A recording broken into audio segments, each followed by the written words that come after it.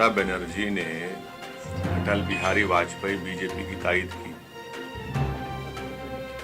वो एनडीए का हिस्सा रही। गुजरात में इतना बड़ा फसाद हुआ। अब ममता बनर्जी अगर ये कह रही है तो ममता बनर्जी को अब तक साबिका पड़ा है मीर जाफर और मीर सादिक से। ममता बनर्जी को एक अच्छे मुसलमान से अभी तक साबिका नहीं पड़ा, वो पड़ जाएगा।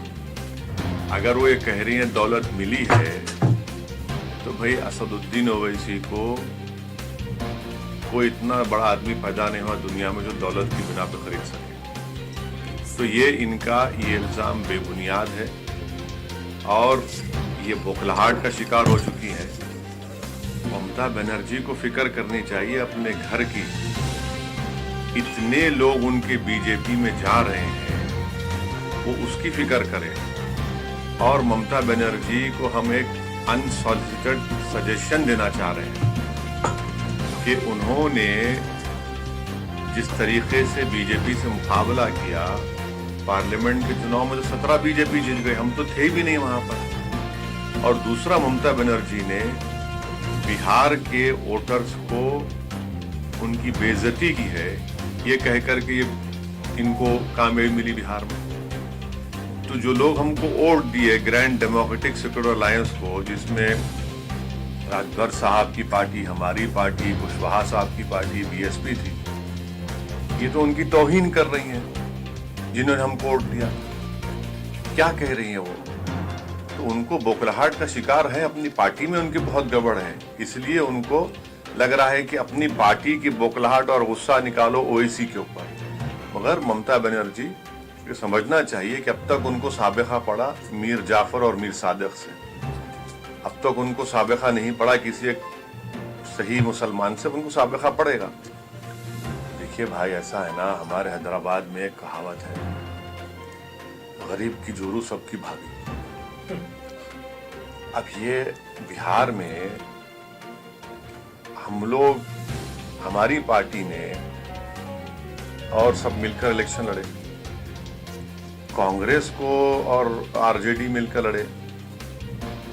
वहां पर आप देख लीजिए, हम तो ट्विटर पे डाले हैं एम्पिरिकल एविडेंस कि हम जो 20 सीट पे लड़े थे, 5 पे हम जीते और 9 पर गठबंधन जीता, 6 पर बीजेपी जीती। और जो हमको उन 6 वोट मिला, वो अगर ऐड भी कर दिया जाए गठबंधन को, तब भी बीजेपी ज्यादा जीती। और बिहार में हमारा एक कैंडिडेट लड़ा सिर्फ पार्लियामेंट चुनाव में, वहां से कांग्रेस जीती और 39 लोकसभा सीट्स पर एनडीए जीत गया। तो ये हर चीज पर लाकर फिर आकर जिम्मेदारी हम पर क्यों डाल दी जाती है? हाँ, आप हमको दीजिए जिम्मेदारी, इससे हमारी ताकत में, हमारी मकबूलियत में इजाफा होता रहेगा और हम पीछे नहीं हटने वाले नहीं है। सुनिए, देखिए, जहां पर जिस वार्ड में योगी आदित्यनाथ मुख्यमंत्री यूपी गए थे, वो बीजेपी हार गई, वहां पर तीनों वार्ड हार गई। जहां पर अमित शाह गए वो वार्ड हार गए। हैदराबाद में हमने जितने सीट पिछले बार हमारे थे पूरे आ गए। तो मैं यहां पर नाम बदलने नहीं आया हूं, मैं दिल जीतने आया हूं और इंशाअल्लाह ताला हम दिल जीतेंगे। इसीलिए लोकसभा चुनाव में हम नहीं लड़े, तब भी बीजेपी इतना जीत गई।